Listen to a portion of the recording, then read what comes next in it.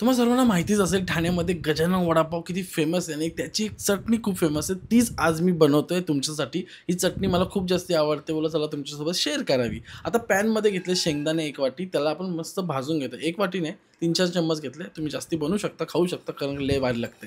हे dry coconut घेतलं त्याला पण रोस्ट करून घेतोय. आता आपल्याला मिक्सरच्या भांड्यामध्ये ते शेंगदाणे, त्याच्यानंतर ड्राय कोकोनट, त्याच्यामध्ये लसूण टाकायचं आहे, थोडंसं मीठ टाकायचं आहे. त्याच्यानंतर जो चुरा असतो आपला वडापाव काढताना, भजी काढताना जो बेसनाचा चुरा तयार होतो, तो याच्यामध्ये ॲड करायचा. तर हा तर मी बनवलाय. तुम्ही पण बनवू शकता नॉर्मली पीठ हे करून तुम्ही तेलामध्ये. त्याच्यामध्ये मीठ वगैरे टाकून पाणी ॲड करतो जेवढं हवं तेवढं आणि थोडीशी याच्यामध्ये चिमूटभर हळद पण टाकायची.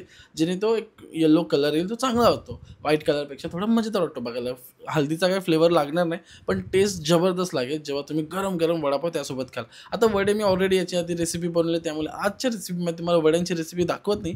पण सिंपल वेमध्ये वडापाव पण बनवलेत म्हणजे वडे बनवलेत. पाव तर ऑलरेडी विकत घेतलेले आहेत. आता हे वडे गरम-गरम आहेत तर मजा येते खायला आणि या ऐन पावसाळ्यात तुम्हाला एक नंबर ही चटणी लागणार आहे खायला, जी गजानन वडापाव स्पेशल असणार आहे. सो नक्की ट्राय करा आणि ठाणेकर थोडा प्रेम तर द्या